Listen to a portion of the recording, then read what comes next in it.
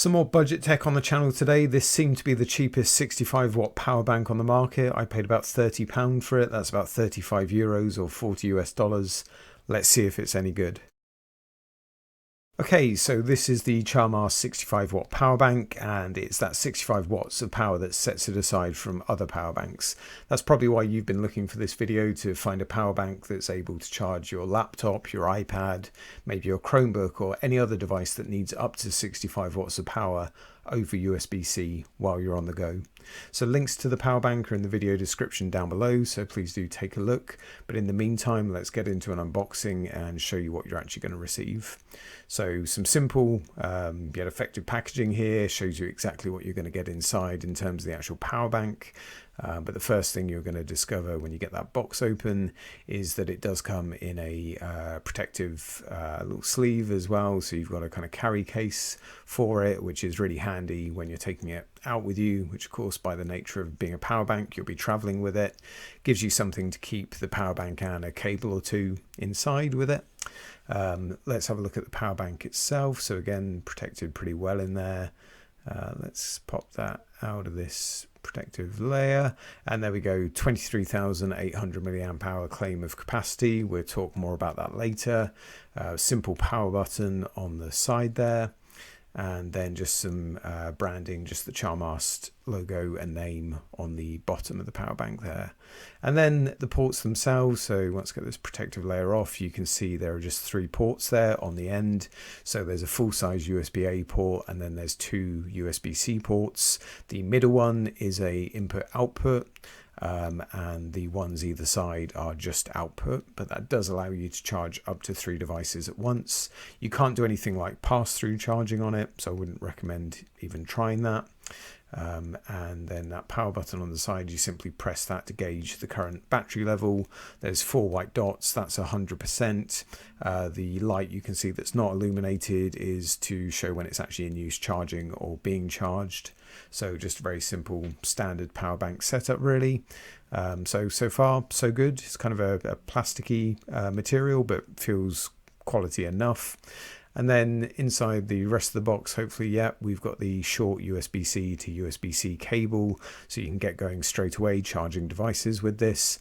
And then you've just got a bit of paperwork, instructions, customer care card, that kind of thing. So it does seem like they're a company that will back this device up if you have any problems. And the instructions, I'll show you a couple of shots from those now, just in case it's of use. You can pause on these if you want to look in any more detail. And here's that customer care card as well with the support details. Here's a better look at the end of the power bank. So you can see the ports are labelled up, but it's a really shiny reflective plastic. I'd prefer they hadn't used that, but you can just see here in a bit more detail than I could probably show you in that video. So even whilst editing and putting together this video, I've actually been using and running my Dell XPS laptop off the power bank. I was down to about 7% battery and I plugged it in, and keep in mind that the power bank is then powering the use of the laptop, which of course is variable, as well as charging the battery. And I was at just over 50% after an hour. By about an hour and 50 minutes, the power bank was starting to die. So you can see here down to its last white dot, it starts to flash as well to indicate you that it's really on its last legs. So as well as the use of the laptop, during that time, the battery had been charged to about 81%. So that's the laptop's battery.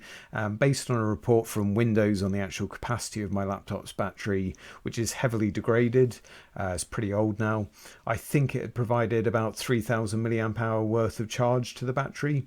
I'll talk more about real world capacity of the power bank in a bit, but for me the main plus here is it's getting me almost 2 hours use out of my machine, purely by using the power bank. And then I've got further use out of the laptop, having charged the laptop battery to just over 80% in this case. So again, for the price I paid for this power bank, really impressed with this just as a kind of an emergency option whilst out with the kit. So here I am charging my Lenovo Flex 3 Chromebook you may have seen on the channel. No problem there, apart from all the dirt and dust on the screen I'm showing you, but I can't really blame the power bank for that. I actually ran this device completely flat and did the same to my Pixel 4a, and then charged them while they were powered off to test the capacity of the power bank. I was actually exhausting the power bank doing that, so I think the real world capacity is more like 7,000 milliamp hour that you're actually going to get out of it charging devices when they're powered off. A bit disappointing disappointing, but again, with the 65-watt charging and the price, I'm not too concerned. I also tested charging with some other USB-C to USB-C cables I had rated for 65-watt charging. I think the brand is pronounced Nimeso. I'll link them in the video description down below. The power bank seemed to charge any device I threw at it, including my Soundpeats buds here, you may have seen on the channel. So really impressed with it from that aspect.